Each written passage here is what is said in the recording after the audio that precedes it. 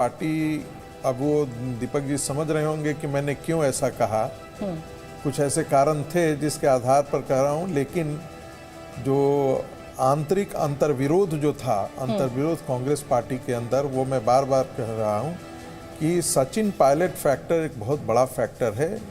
गुज्जर समाज सचिन पायलट को लेकर के वैसे ही अपने आप को संकल्पित मानता है, वो आइडेंटिटी से जोड़ लिया है, अपने कम्युनिटी की आइडेंटिटी से जोड़ लिया है। और नतीजा है कि तमाम कोशिशों के बावजूद भी वो सचिन पायलट को भी से अपनी संबद्धता तो जाहिर करता है, लेकिन वोट के सवाल पर वो कांग्रेस के खिलाफ खड़ा हमें दिखता है। ऐसा अखबारों की रिपोर्टिंग के आधार पर मैं कह रहा हूँ।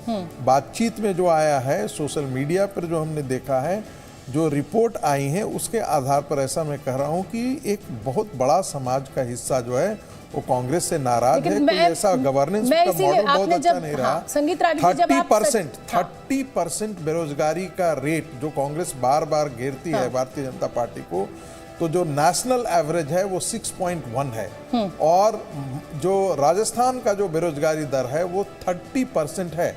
तो आप सोच सकते हैं कि वहां पर कितनी अस्त व्यस्तता रही होगी। लेकिन जिस गुर्जर वोट का, जिस सचिन पायलट फैक्टर का आप जिक्र कर रहे हैं, वो 9% वोट है राजस्थान में, और मुझे नहीं लगता है कि 9% वोट जो है वही एक सबसे बड़ा डिसाइडिंग फैक्टर होगा। लेकिन चलिए अपना अपना आकलन है। लक्ष्मी जी आप बताइए।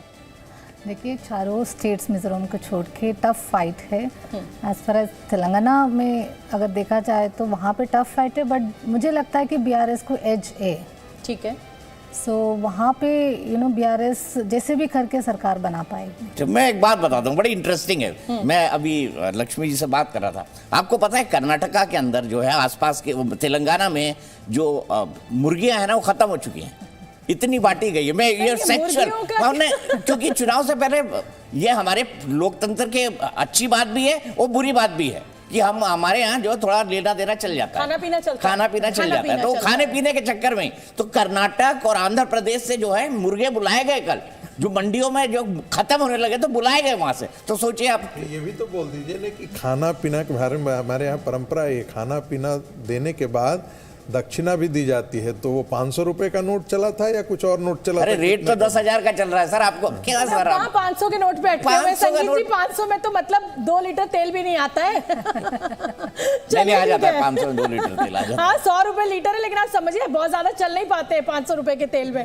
जल्दी से बताइए मुकेश केजरीवाल जी। मुकेश केजरीवाल जी, आपका आकलन क्या कह रहा है इन 5 राज्यों को लेकर? देखिए, सच बताऊं तो मैं, आप लोग जो सोच रहे हैं कि मैं पहले बता दूं, पहले तो आपको बताना होगा। अभी मैं आया हूं कि आपके जब आंकड़े आएंगे उसके बाद हम देखेंगे कि किस वजह से वो नतीजे आए। और ऐसा लगता है कि सबसे दिलचस्प राजस्थान का इलेक्शन हो गया है। और जैसा संगीत जी ने भी कहा कि 5 राज्यों में सबसे ज़्यादा नज़र जो है वो राजस्थान पे है। वहाँ दोनों ही पार्टियों में जो लीड कर रहा है कैंपेन, उसके साथ ही पार्टी के जो अंतर्द्वंद हैं उस पर बहुत गंभीरता से नजर रखी जा रही है। और वहां बहुत दिलचस्पी से आप देखेंगे कि एक तरफ विकास के जो दोनों पार्टियों के मुद्दे हैं वहां बहुत गंभीरता से पेश किए गए हैं। गहलोत ने भी कांग्रेस का एक नया मॉडल पेश किया वहां पे, जिसमें कि लोक कल्याणकारी योजनाएं बहुत नए स्तर से, देश में कई ऐसी योजनाएं थी जो उन्होंने पहली बार लागू की। इसी तरह से भाजपा ने भी वहां पे एक जो ठीक चुनाव से पहले जो उनके सबसे कोर इशूज रहते हैं उनको लेके बहुत गंभीरता से कोशिश की है। प्रधानमंत्री, गृह मंत्री और सभी बड़े नेताओं ने जिस तरह का कैंपेन किया है वो किसी भी और स्टेट के मुकाबले ज्यादा गंभीर था। तो इसीलिए सबकी नजर है। अब हम देखते हैं आपके आंकड़े क्या कहते हैं, उसके बाद फिर थोड़ा हम भी अपने सर खुजाएंगे। देखिए, लेकिन एक बात बताओ शोभना जी, मैं मुकेश केजरीवाल जी राजस्थान की बात कर रहे हैं, मैं आपको बताना चाहता हूँ सबसे ज्यादा अगर किसी चुनाव पर है तो सबसे पहले नंबर पर मध्य प्रदेश की। मध्य प्रदेश कहाँ जा रहा है, क्योंकि वहां पे इतना ज्यादा सस्पेंस है, क्योंकि सब आसपास ही खड़े हुए हैं सब, और इस बार वहां के ब्यूरोक्रेट और पुलिस वाले नहीं बता पा रहे हैं कि चुनाव वहां का जीतेगा। और दूसरा राज्य है तेलंगाना। तेलंगाना में अगर कांग्रेस जीतती है तो इसके बड़े पॉलिटिकल सिग्नल्स होंगे। शोभना जी इस पर बात करेंगे आगे चलने के बाद। बिल्कुल। और क्योंकि जो राजस्थान के चुनाव का भी, मध्य प्रदेश का जिक्र कर दिया, तेलंगाना का, राजस्थान का चुनाव भी कहा जा रहा है कि बहुत फंसा हुआ है। और मुझे लगता है कि बतौर पत्रकार मेरे लिए ये स्थिति सबसे ज्यादा अच्छी होती है, दिलचस्प होती है। वन साइडेड चुनाव में, चाहे वो वन साइडेड नतीजे हो, चाहे वो वन साइडेड कैंपेन हो, मजा नहीं आता। आनंद तभी आता है जब टक्कर जो है वो बिल्कुल बराबरी की हो और हमें भी लगे कि पता नहीं आंकड़ा किस तरफ जाएगा, ऊंट किस करवट बैठेगा। संगीत रागी जी कुछ कह रहे हैं, बताइए। मैं कह रहा हूं कि दिलचस्पी आपकी इसमें कि दोनों पहलवान में से दोनों का दांत टूट जाए। और दांतों के डॉक्टर संगीत रागी के पास वो पहुंचे। मुझे लग रहा है दीपक जी, जैसा कि मैं इतना पढ़ रही हूँ और जो मैं इतने दिनों से पत्रकारिता कर रही हूँ, जो इस बार राजस्थान का चुनाव है वो निर्दलीय उम्मीदवारों पर बहुत अटका हुआ है, जो नाराज हैं, चाहे वो बीजेपी के नाराज विधायक हो और चाहे वो कांग्रेस के नाराज विधायक हो। मुझे लगता है कि वो डिसाइडिंग फैक्टर होंगे। ना, मुझे ऐसा नहीं लगता वहां पर, क्योंकि राजस्थान का मामला जैसा संगीत रागी जी ने कहा, राजस्थान में चाह के भी बीजेपी नहीं हार पाएगी।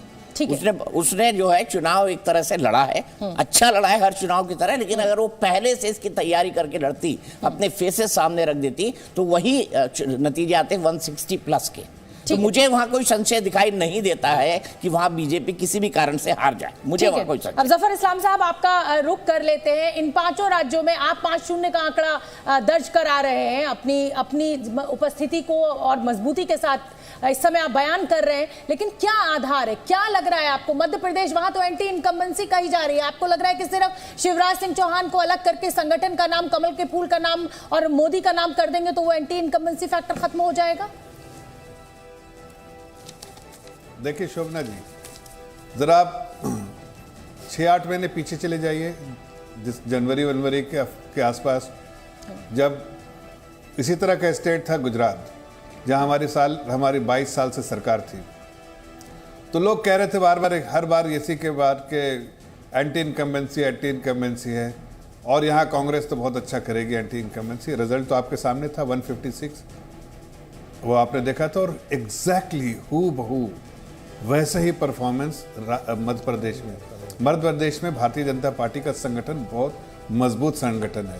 आप वहां जाके देखिए, हर कोने कोने पे भारतीय जनता पार्टी का कार्यकर्ता है, और ऐसा कार्यकर्ता नहीं कांग्रेस के जैसा, समर्पित कार्यकर्ता है, जिसको अपनी पार्टी की जीत हर हाल में चाहिए। तो ऐसे कार्यकर्ता जो बिल्कुल समर्पित कार्यकर्ता हैं, वैसे कार्यकर्ताओं का जो सबसे बड़ा झुंड है वो मध्य प्रदेश में है, भारतीय जनता पार्टी का। इसलिए मुझे कॉन्फिडेंस है कि हमारे जो उनके पास से फीडबैक आता है, जो पन्ना प्रमुख से फीडबैक आता है, जो ज़मीन से फीडबैक आता है, उसका सैंपल सर्वे जो है, हमारा जो सैंपल सर्वे का जो साइज़ है बहुत बड़ा है, और उसके आधार पर मैं कह सकता हूँ कि हम प्रचंड बहुमत से जीतेंगे मध्य प्रदेश में। कोई इफ बट्स, कहीं पुलिस बोल रहे हैं, अभी दीपक भाई कह रहे थे पुलिस को और वहाँ के ब्यूरोक्रेट्स को नहीं मालूम, अजी छोड़ दीजिए पुलिस ब्यूरोक्रेट, पन्ना प्रमुख से ज़्यादा ज़मीन पे जो जुड़ा रहता है ना, उससे ज़्यादा किसी को मालूम नहीं होता है। और उन लोगों के, उन कार्यकर्ताओं के आधार के बेसिस पे, फीडबैक के आधार के बेसिस पे मैं कह सकता हूँ, चाहे वो राजस्थान हो, चाहे वो छत्तीसगढ़ हो, चाहे मध्य प्रदेश हो, हम प्रचंड बहुमत से जीतेंगे और तेलंगाना में इतिहास रचाएंगे। इसलिए कि हम लोगों को डिस्काउंट करके छोड़ा, मतलब लोग डिस्काउंट कर रहे हैं, भारतीय जनता पार्टी कह रहे हैं बीआरएस कांग्रेस। आप देखिए बीआरएस और कांग्रेस दोनों 25 का आंकड़ा नहीं पास कर पाएंगे, Bharatiya Janata party comfortable majority से जीतेगी। साधना जी जवाब देगी, लेकिन एक बात मैं कहना चाहता हूँ, मध्य प्रदेश में जीतेगा कमल ही, चाहे कमल जीत जाए चाहे कमलनाथ जीत जाए। तो आप जान के रहिए, कमल जरूर जीतेगा। दीपक जी कभी आधा भरा हुआ, आधा खाली गिलास नहीं देखते। दीपक जी हमेशा पूरा भरा हुआ, जो आधा भरा हुआ गिलास है उसको देखते हैं। मैं आधे में क्या देखता हूँ पता है? अगर गिलास आधा भरा हुआ है तो मैं आधे में उम्मीद देखता हूँ। बिल्कुल उम्मीद देखता हूँ, मैं वही उम्मीद देख रहा हूँ। इसलिए साधना भारती, आप भी उम्मीद करके हवा जलाए रखिए, एक ना एक शम्मा अंधेरे में जलाए रखिए, सुबह होने को है माहौल बनाए रखिए। बिल्कुल। तो चाहे कमल जीते और चाहे कमलनाथ, बताइए साधना जी क्या जवाब जफर इस्लाम का? देखिए, मैं तो यही कहूंगी कि कमल तो नहीं जीत रहा है, लेकिन हमारे पास कमल को नाथने वाले कमलनाथ जरूर हैं और वो जीत रहे हैं। और मैंने क्योंकि विशेष तौर पर मध्य प्रदेश और राजस्थान में कई जनसभाएं संबोधित की हैं, चुनाव में जनसंपर्क किया है, रोड शो किए हैं, तो विशेष तौर पर मैं उन दो अगर राज्यों की बात करूं तो पूरी तरह से जनता संकल्पित है, कांग्रेस के प्रति रुझान है और भाजपा से खासी नाराज है। एक बात आदरणीय जफर इस्लाम जी ने कही कि इनके जो कार्यकर्ता इतने समर्पित है कि किसी हाल में भी चुनाव जीतना चाहते हैं।